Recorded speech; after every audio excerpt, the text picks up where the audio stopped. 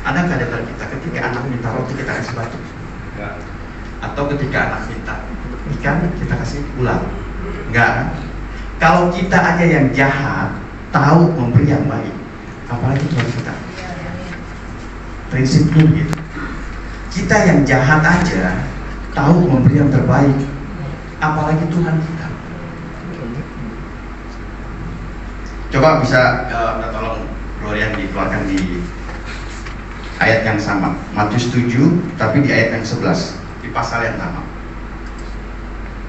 Di dalam Matius 7 ayat yang ke-11.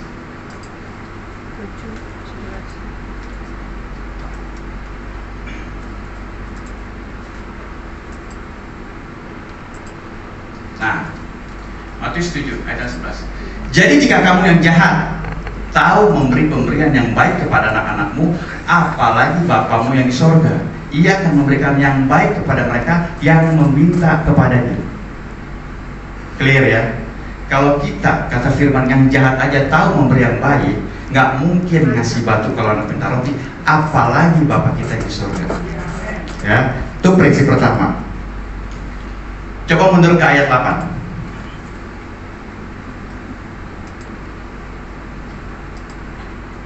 Karena setiap orang yang meminta menerima, dan setiap orang yang mencari mendapat, dan setiap orang yang mengetuk baginya pintu dibukakan. Prinsipnya minta, cari, ketuk.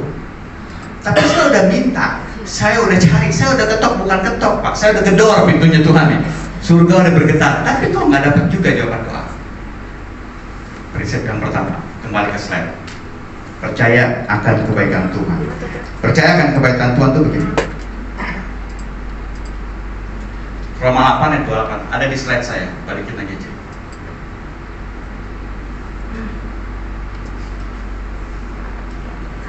Nah, Roma 8:28, kita tahu sekarang bahwa Allah turut bekerja dalam segala sesuatu. Jadi segala sesuatu, baik itu sakit, sehat, malang, untung, Tuhan bekerja untuk mendatangkan kebaikan bagi mereka yang mengasihi Dia, yaitu bagi mereka yang dipanggil, terpanggil sesuai dengan rencana Allah. Jadi percaya kepada kebaikan Allah itu bisa begini. Kalau sekarang keadaannya sebenarnya lagi nggak baik-baik aja, kita nggak tahu ke depannya jadi apa.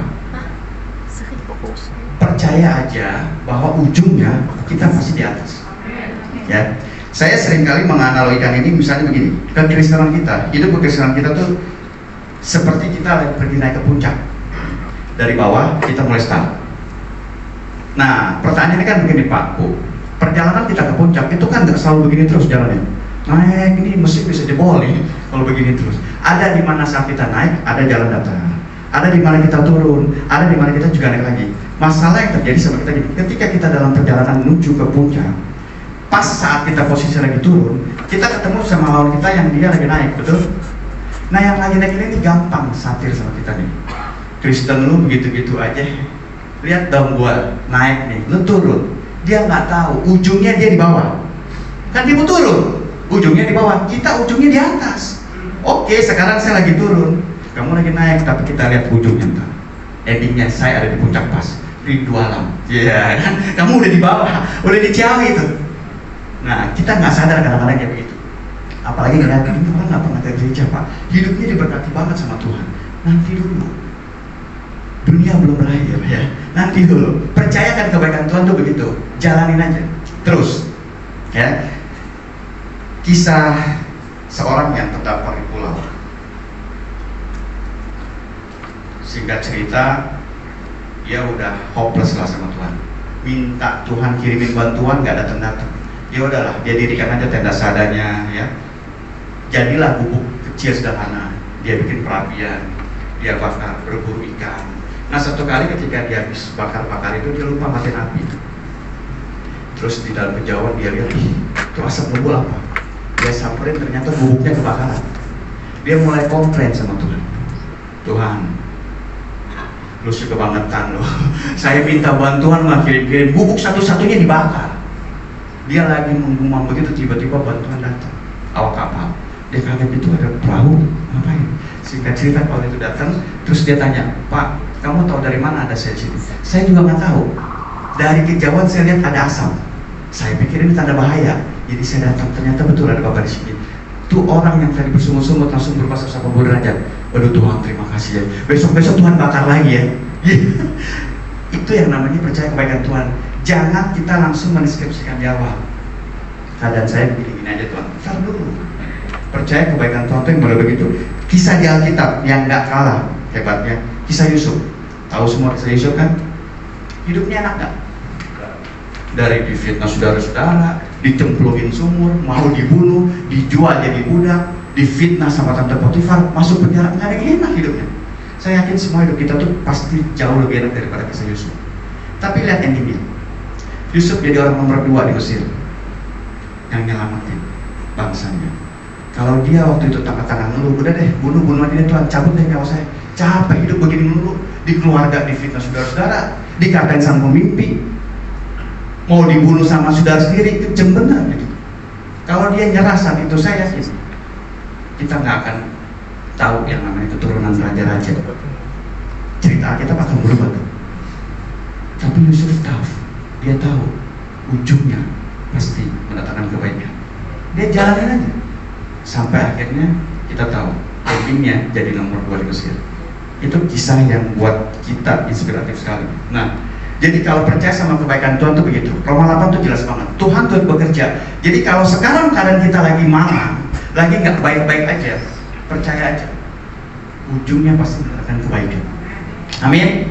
Kok kayak gak yakin gitu? Amin. Amin. Butuh yang namanya iman.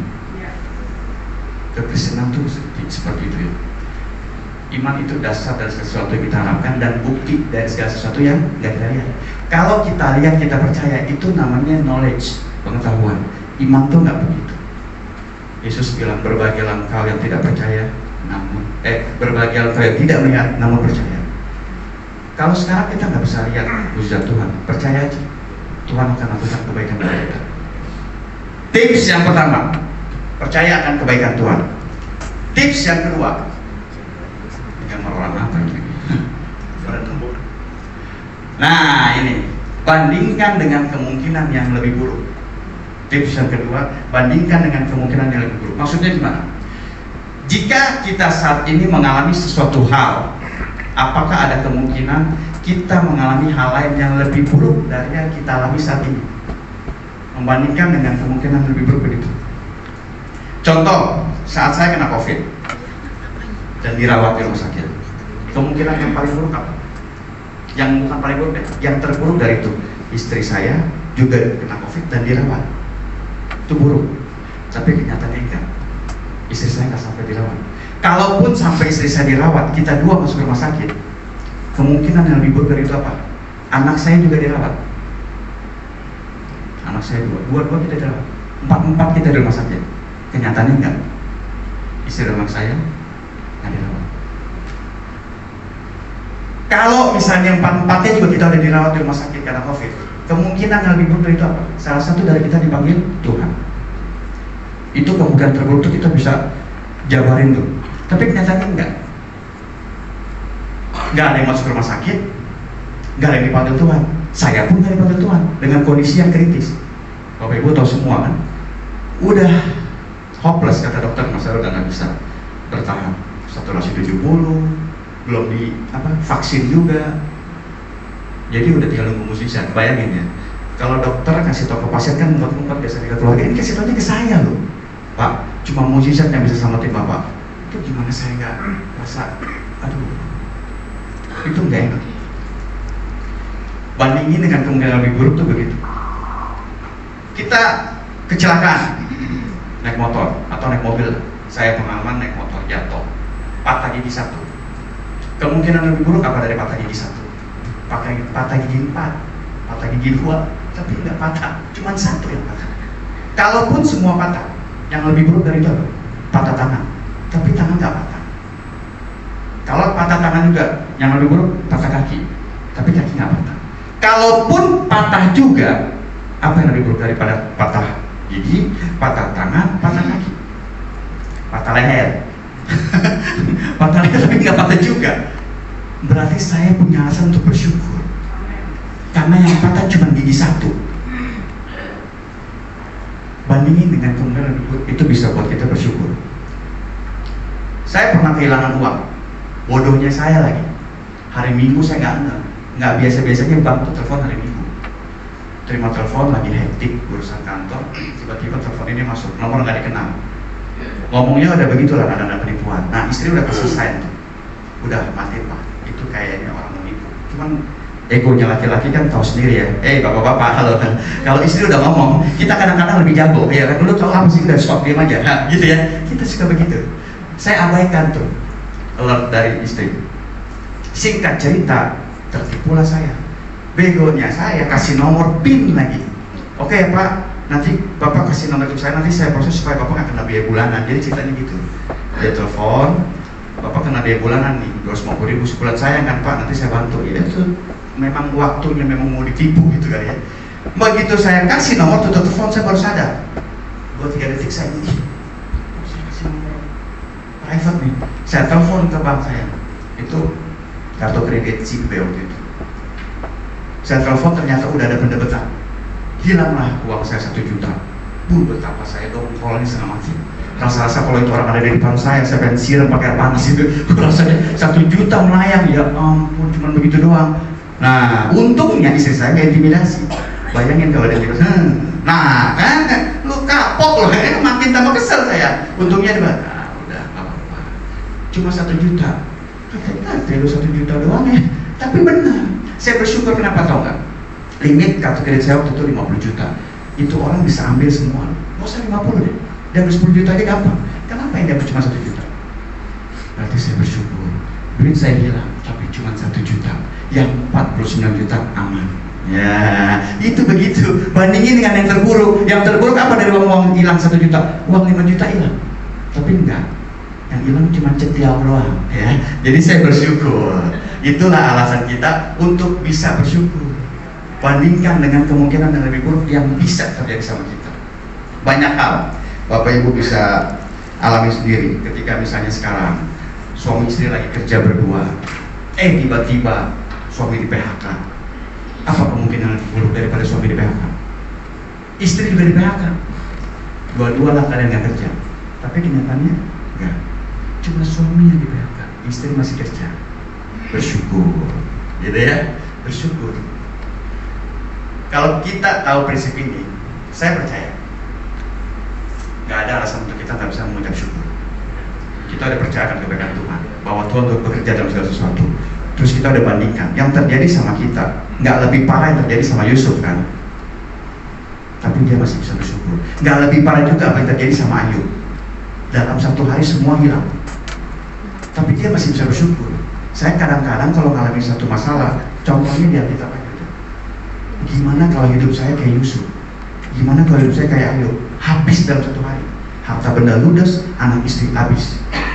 Masihkah kita bisa berucap syukur? Tapi firman-Nya bilang, ucap syukurlah senantiasa dalam segala sesuatu. Tips yang kedua, sederhana ya. Percayakan kebaikan Tuhan, bandingkan dengan kemungkinan yang lebih buruk, dan tips yang terakhir, nah, belajar ngelihat ke bawah. Belajar ngelihat ke bawah itu maksudnya apa? Seringkali kita tidak bersyukur dengan keadaan kita karena kita cenderung melihat keadaan orang lain yang lebih baik dari kita, membandingkan. Ojo dibanding-banding kita, ya. Jangan banding-bandingin hidup kita sama orang lain. Kita cenderung kan begitu ya. Ini nih, yang ketiga ini yang paling banyak bikin kita nggak bisa bersyukur, terutama orang Kristen. Karena kita selalu bandingin hidup kita dengan yang ada di atas kita. Nggak coba belajar ngelihat yang ada di bawah. Selalu bandingin hidup kita dengan orang yang dia lebih sukses, lebih kaya, lebih tampan, lebih cantik, lebih segalanya. Ngelihatnya ke atas terus. Jangan nggak kesana nyungsep. Belajar lihat ke bawah, bahwa ada banyak orang di bawah kita yang nggak bersyukur, yang hidupnya kurang beruntung seperti kita. Kalau sekarang kita punya motor, bersyukur. Banyak kenyataan di bawah kita nggak ada yang punya motor, bahkan sepeda pun nggak. Kemana-mana harus ke angkot. Kita kemana-mana bisa pakai motor sendiri. Masih nggak bersyukur melihat teman kita. Enak ya pakai mobil, nggak kena hujan, nggak kena panas. Itu yang bikin kita nggak bisa bersyukur. Betul nggak Pak Bu? Ya, ini orang paling jujur ya. ngelihatnya selalu ke atas. Tetangga beli mobil baru, kita yang panas hati. Itu orang beli mobil mulu, kerjanya apa sih? Punya tuyul second ya? Iya kan? Coba cek, belinya cash atau kredit. Ya ampun, sampai begitunya tuh kita. Tetangga beli mobil baru, kita yang panas hati. Tetangga beli kulkas, kita yang kedinginan di rumah. Iya pengalaman. Yang dia baca pelakunya tuh. Nah, di dalam hal rohani juga kan begitu, ya. Kadang-kadang kita nggak senang melihat teman-teman sekerja kita lebih dipakai Tuhan luar biasa, lebih dipromosiin Tuhan. Ingat ya Pak, promosi itu datangnya dari Tuhan. Jangan paksa diri kita untuk sama seperti apa yang teman kita alami. Kalau Tuhan bilang nanti dulu, belum waktunya. Kita kadang-kadang yang bahaya dalam pelayanan begitu, melihat orang makin diberkati, kita yang rasanya nggak sejahtera banget gitu ya. Lu yang diberkati kok gue yang panas hati. Mereka mah nggak rugi apa-apa Pak, yang rugi kita. Kita begitu terus, nanti lama-lama nih kebiasaan seperti ini, ujung-ujungnya akan membawa kita kepada yang namanya sakit kronis bernama apa? Iri hati. Ini iri hati ini nggak bisa didiemin. Kalau kita selalu melihat ke atas, ujung-ujungnya pasti yang terjadi sama kita iri hati. Firman-Nya bilang begini, Amsal 14:30, hati yang tenang menyegarkan tubuh, tetapi iri hati membusukkan tulang. Amsal 14:30. Bayangin, iri hati membusukkan tulang, hati yang tenang menyegarkan tubuh. Ini firman lagi. Kalau kita iri hati, yang busuk kita sendiri, yang rugi kita sendiri. Sebab di mana ada iri hati dan mementingkan diri sendiri, di situ ada kekacauan dan segala macam perbuatan jahat. Semua kekacauan, semua perbuatan jahat, source-nya dari sini, sumbernya dari sini. Iri hati. Bahayanya iri hati itu. Iri hati itu sebenarnya bukan karena dia melakukan sesuatu sama kita, enggak. Saya iri hati misalnya sama Pak Teja nggak buat apa-apa kok sama saya.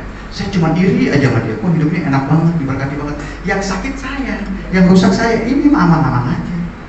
Saya nggak seneng ngeliat Pak Teja dipromosiin, ngeliat Pak Teja maksudnya disayang banyak orang. Kok saya yang nggak seneng gitu? Itu iri hati begitu. Kita nggak seneng ngeliat orang lebih dipromosiin, lihat orang lebih disanjung-sanjung, lihat orang mendapat promosi, kita yang nggak seneng.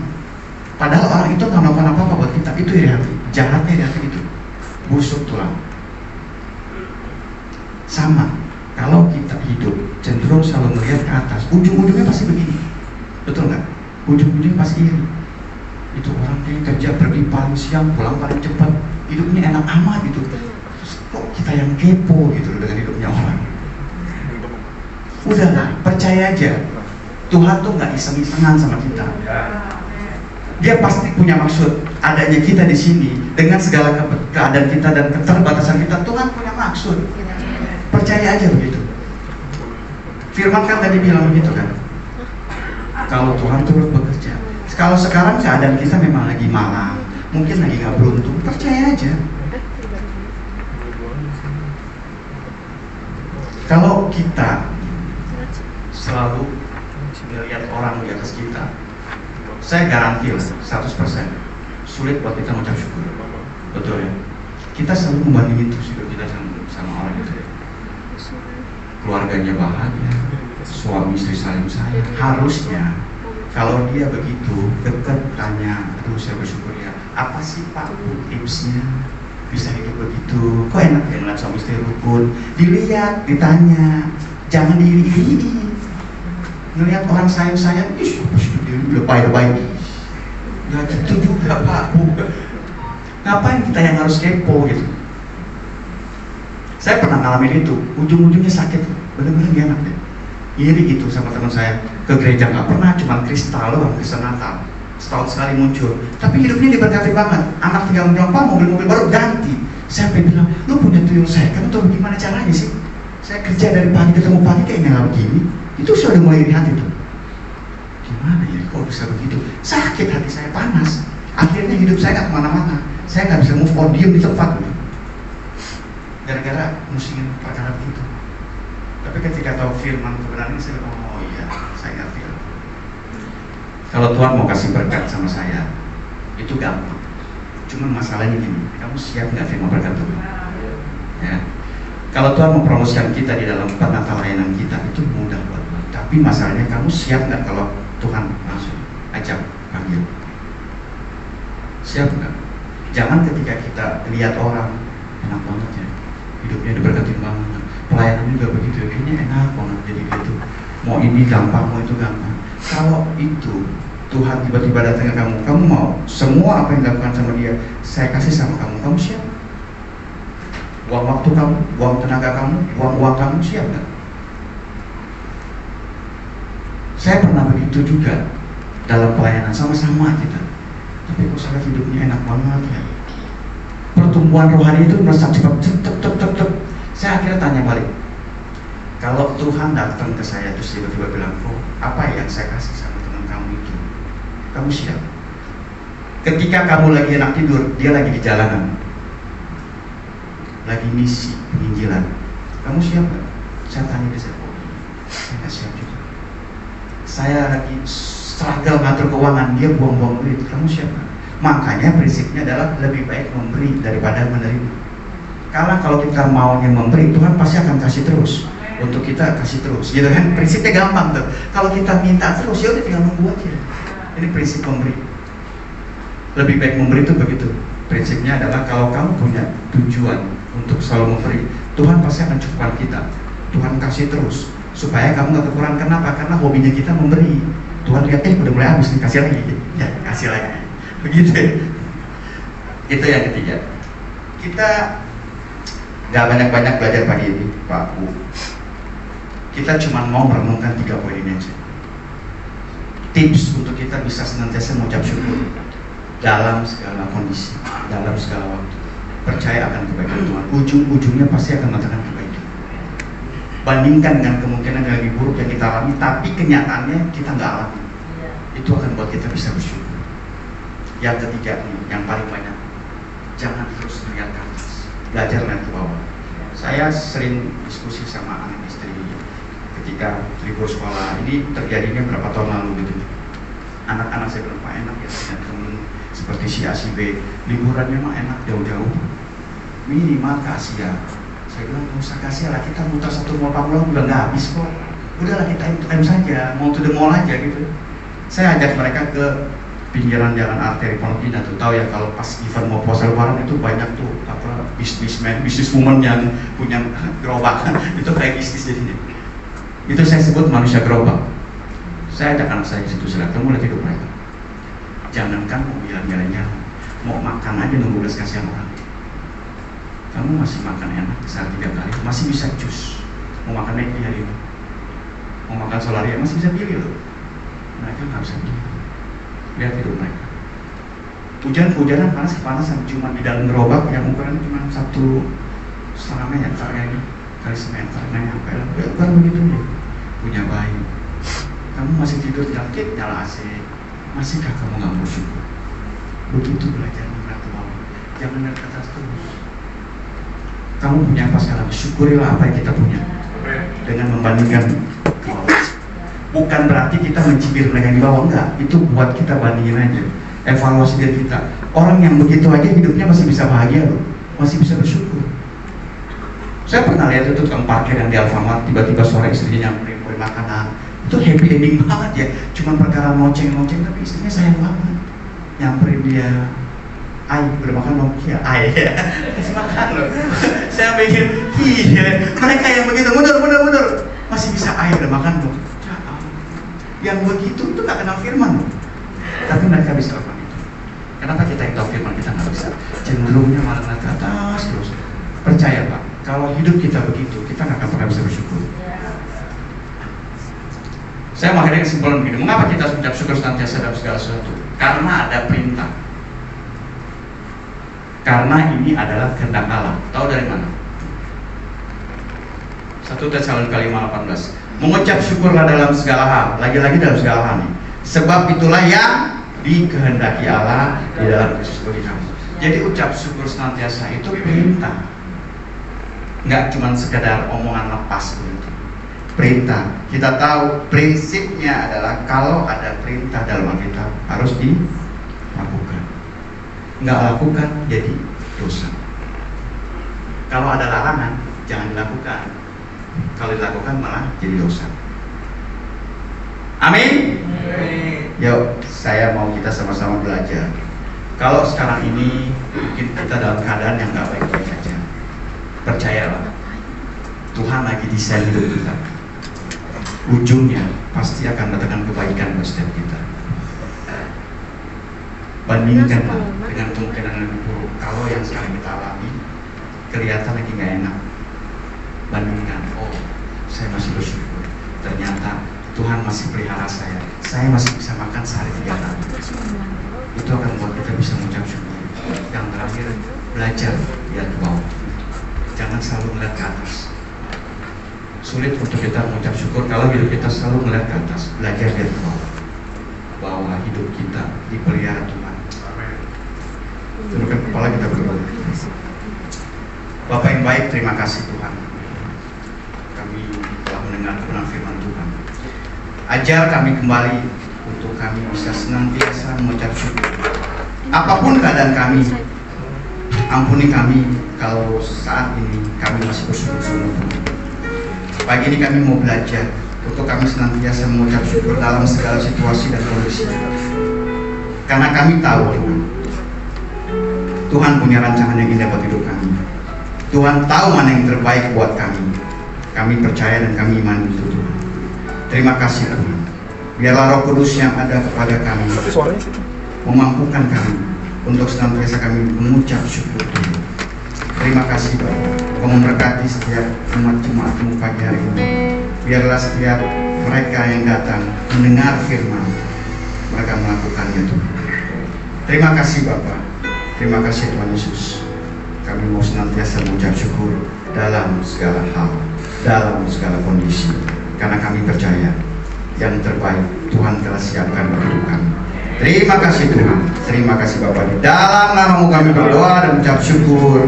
Amin.